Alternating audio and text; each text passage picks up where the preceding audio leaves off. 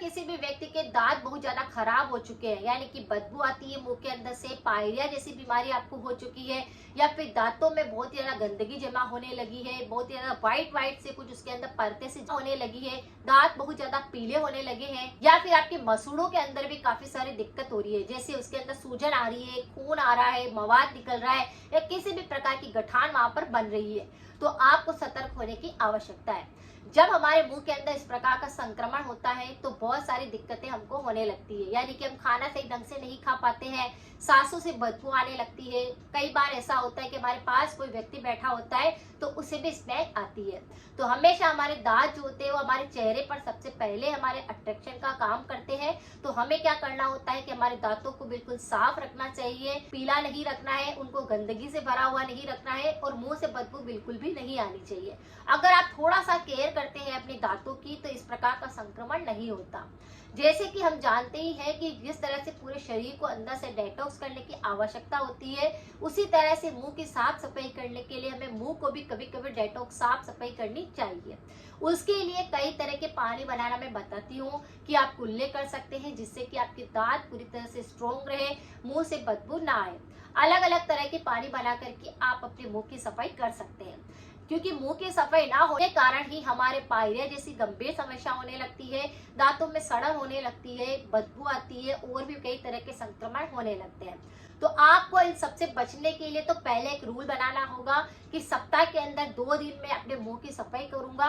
रोज करनी है मुंह की सफाई तो, लेकिन कुछ पानी अलग से बना करके आपको कुल्ले करने हैं, गरारे करने हैं, जिससे आपका गला पूरी तरह से साफ रहे, आपका मुंह पूरी तरह से साफ रहे, प्रकार का बैक्टीरिया फिर ना लग पाए। जिन व्यक्तियों को भी दांतों संबंधी किसी प्रकार का संक्रमण होता है, ऐसे व्यक्तियों को मैदा से बनी हुई चीजें कम खानी चाहिए, ऐसे व्यक्ति को ऑयली फूड कम खाने चाहिए, जिससे भी ये संक्रमण ज्यादा बढ़ता है। अगर आपके मसूड़ों के ऊपर फोड़ा बनता है या फिर दांतों में किसी प्रकार का और भी संक्रमण रहता है तो इस पर मेरे काफी सारे वीडियो है, आप उनको भी जाकर एक बार देख सकते हैं।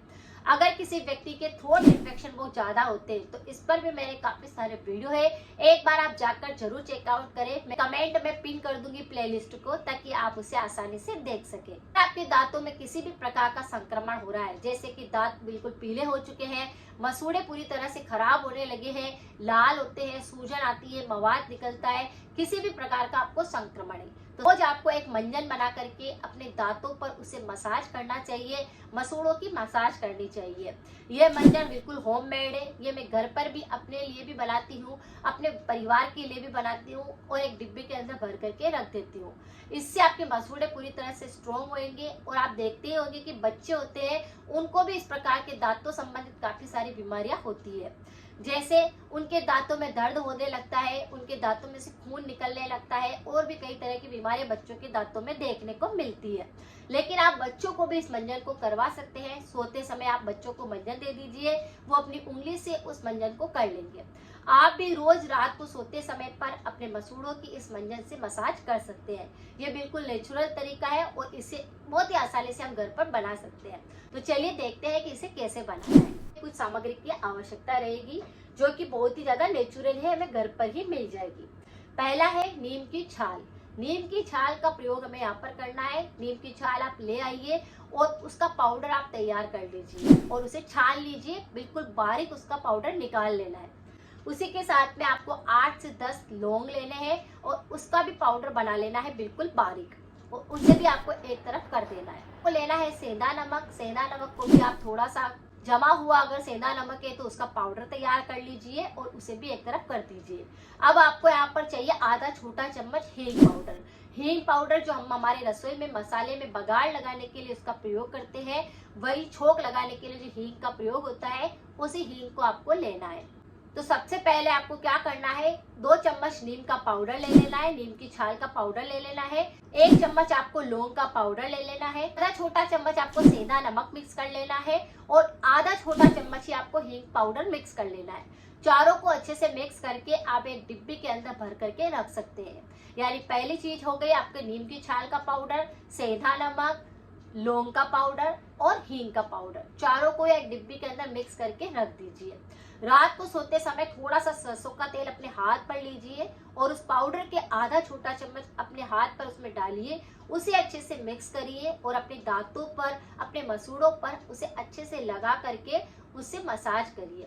बिल्कुल हल्के हाथ से आपको मसाज देनी है और मसूड़ों पर और दांतों पर इस तरह से ऊपर से लेकर नीचे तक इस तरह से आपको फिंगर घुमानी है। बच्चों को भी इसी तरह से आपको करवाना है। दांतों की दाढ़ होती है पीछे वाला हिस्सा, उस पर भी आपको हल्के हल्के हाथ से मसाज करनी है। अपनी जीभ पर भी आप उसे मसाज कर सकते हैं। तो इस तरह से अगर आप मसाज करेंगे तो पूरी तरह से बैक्टीरिया खत्म हो जाएंगे। जितनी भी आपके मुंह के अंदर कैविटी हो चुकी होगी वह बिल्कुल सही हो जाएगी। दांतों की सड़न बिल्कुल गायब हो जाएगी। ये बिल्कुल नेचुरल तरीका है। इस मंजन को आप करिए, आपके दांतों में किसी प्रकार का संक्रमण नहीं होएगा और दांत का दर्द भी नहीं होगा। सूढ़ों में दिक्कत होने लगती है कि सूजन आ जाती है, गठान बन जाती है, मवाद आता है, खून आता है, वह सारे संक्रमण को भी ये बिल्कुल सही कर देगा। बस इस मंजन को रोज रात को सोते समय पर करना है। हमेशा ध्यान रखें कि परहेज बहुत ज्यादा जरूरी है। अगर आपको दांतों संबंधित कई सारी दिक्कतें हैं तो आपको ठंडा और गर्म एक साथ नहीं खाना है, उससे दांत ज्यादा खराब होते हैं। अगर आप कोल्ड ड्रिंक का सेवन करते हैं तो उसे बिल्कुल बंद कर देना है, क्योंकि कोल्ड ड्रिंक आपके दांतों को बिल्कुल खत्म कर देगी, आपको पता भी नहीं चलेगा। इसी तरह से आपको तला हुआ नहीं खाना है और अचार का सेवन भी नहीं करना है, ये भी दांतों के लिए काफी ज्यादा नुकसानदायक होते हैं। तो अगर आप कुछ परहेज करेंगे तो आपकी रेमेडी 100% काम करेगी। और हमेशा पूरा दिन अपने मुंह को कुछ ना कुछ चबा चबा कर खाने की आदत ना रखिए, क्योंकि उससे भी दांतों के अंदर सड़न पैदा होने लगती है, बैक्टीरिया होने लगते हैं। कई व्यक्ति ऐसे होते हैं जो पूरा दिन उनका मुंह चलता रहता है, जिसके कारण दांत साफ नहीं रहते हैं। और दांतों की खाना खाने के बाद साफ सफाई जरूर करें, कुल्ला करें, जिससे कि दांतों के अंदर फंसा हुआ खाना दांतों के अंदर ना रहे और फिर बैक्टीरिया ना पनपे। तो इस बात का आपको ध्यान रखना है।